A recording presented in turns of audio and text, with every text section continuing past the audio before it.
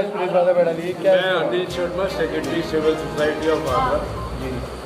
हमने आज से 1 साल पहले ASI आगरा पे एक RTI लगाई थी, जिसमें हमने पूछा था कि पिछले 40 साल में आगरा के मॉन्यूमेंट्स पे कितने मुकदमे कायम हुए, चाहे वो सुप्रीम कोर्ट में हो, हाई कोर्ट में हो, लोअर कोर्ट में हो।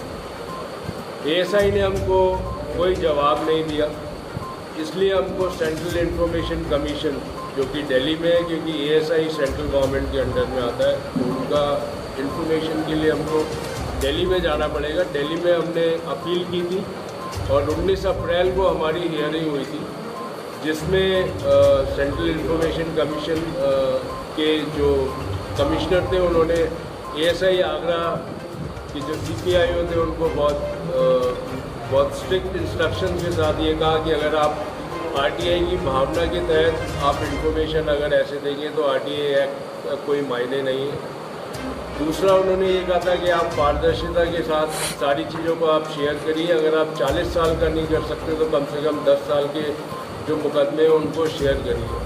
हम ये इन्फॉर्मेशन अगर हमको मिलती है 10 साल की, हम आगरा की जनता को बताना चाहते हैं और आगरा की पब्लिक रिप्रेजेंटेटिव को बताना चाहते हैं कि जब भी कोई विकास की बात होती है तो ताजमहल या मॉन्यूमेंट्स के ऊपर मुकदमे की आहट सुनाई देने लगती है।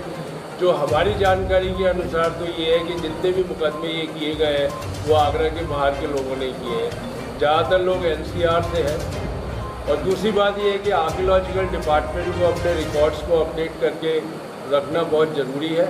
अगर वो नहीं रखेंगे तो बहुत सारे कन्फ्यूजन होंगे, उनके पास इंफॉर्मेशन नहीं होगी। अभी करंट में जो सिचुएशन है ताजमहल और तेजो महल है, इसमें जो हमने इन्फॉर्मेशन मांगी थी वो बहुत इम्पॉर्टेंट रोल प्ले करती है। अगर ASI के पास डेटा अवेलेबल है तो जब ये रिट डाली गई है तो एक रिट PIL एक मिस्टर ओक ने 2000 में डाली थी सुप्रीम कोर्ट में, जिसको कि सुनने के बाद सुप्रीम कोर्ट ने निरस्त किया था।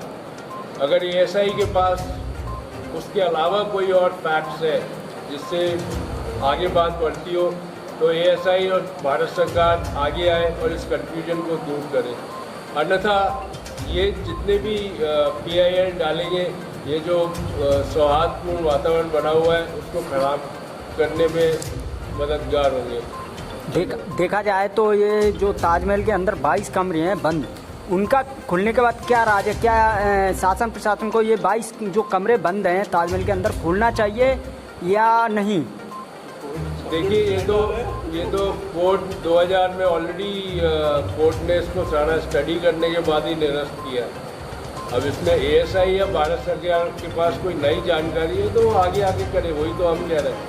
बस वो बता दिए थे यार। मैं सिविल सोसाइटी आगरा का मेंबर हूँ और हिस्ट्री में रुचि रखता हूँ, और जो ताजमहल को लेकर मामला उठा है ये वाकई में बड़ा गंभीर है। और ताजमहल को लेकर जब भी कुछ मामला उठा है तो उसके व्यापक असर रहे हैं, दुनिया भर में असर रहे हैं, आगरा की इकोनॉमी पर असर रहा है। अभी ये मामला उठा है आगरा, मुझे सबसे बड़ा इतने बड़े मामले में PM ओक का नाम क्यों नहीं आया? क्योंकि ये तेजो महल है करके जो बात कही जा रही है, ये सबसे पहले इस मेजर इशू को ओक साहब ने उठाया था। हिस्टोरियन थे, वो जर्नलिस्ट थे, बहुत बड़े जर्नलिस्ट थे, हिस्टोरियन थे, विदेश विभाग में काम किए हुए थे और कैलकुलेटेड डेट में काम किया था।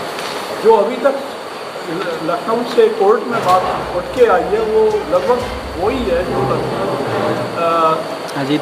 2000 में एक रिट हुई थी, ओक साहब ने की थी सुप्रीम कोर्ट में, और उसमें तेजो महल की रिट थी, उसमें यही सब लगभग कंटेंट थे। मेरा सरकार से अनुरोध है कि उत्तर प्रदेश शासन से रिक्वेस्ट है कि वो तेजो महल की जो रिट थी, जिसको कि सुप्रीम कोर्ट ने सुनने के बाद रिजेक्ट कर दिया था, उसमें अगर उसके अलावा कोई तथ्य है तो वो उनका जवाब दें, और नहीं तो अगर वही रिट में वही बातें उठाई गई हैं तो सुप्रीम कोर्ट की डिस्पोज रिट को में उठाए गए मुद्दे अगर दोबारा से उठाए जाते हैं तो मेरे ख्याल से वो गंभीर नहीं। ठीक है और रिक्वेस्ट की क्या ये अब टाइप ट्रेपेजियम जोन अथॉरिटी बन गई है, इसमें शायद इस केस में इसे पार्टी नहीं बनाया गया, इसी की जिम्मेदारी सबसे ज़्यादा है ताज के संरक्षण की। ताज का संरक्षण तब होता है जब इसकी जो भौगोलिक स्थिति है और क्षेत्रीय पर्यावरण है, इसके अलावा इसकी हिस्ट्री की भी रक्षा की जाए।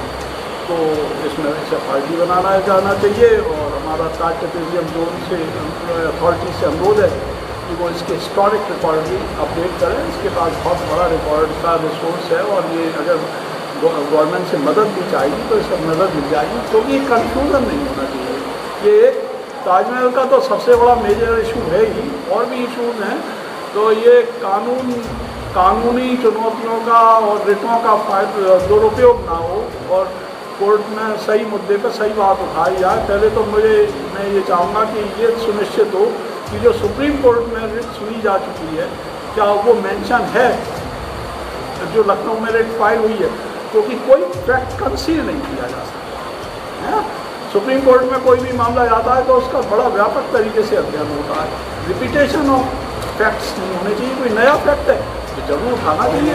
वकीलों का भी पेशा जाता है, हमारा सभी का हक है, उठाया जाना चाहिए। और जो रिकॉर्ड्स हैं, जो इन सब चीज़ों को मेंटेन जब तक आप नहीं रखेंगे तब तक ये रिट शायद एडमिट करने से पहले कोर्ट में काफ़ी बहस हो जाती। अगर ये सब चीज़ें होती कि ये सुप्रीम कोर्ट में ऑलरेडी ज़्यादातर चीज़ें तय की जा चुकी, अब ये फिर भी तय कर लो। ये सेम इशू था, मुझे नहीं मालूम उसमें ताला खोलना था या नहीं, पर ये सेम इशू था। ये रिट के कंटेंट्स मंगाने चाहिए जो सुनी जा चुकी है। वो रिजेक्ट जरूर की गई होगी पर उसमें सब चीज़ें होंगी, वो नेट पर अवेलेबल नहीं है। वो उसके सुप्रीम कोर्ट से ही रिकॉर्ड मंगाया जाना चाहिए आर्कियोलॉजी के। और ये हो जाएगा तो बहुत सारी चीज़ें तय हो जाएंगी, क्योंकि सुनी हुई रिट को सुनने का कोई औचित्य नहीं है, कंफ्यूजन पैदा होती है। नई चीज़ है कोई तो जरूर आनी चाहिए। ठीक, मेरा आपसे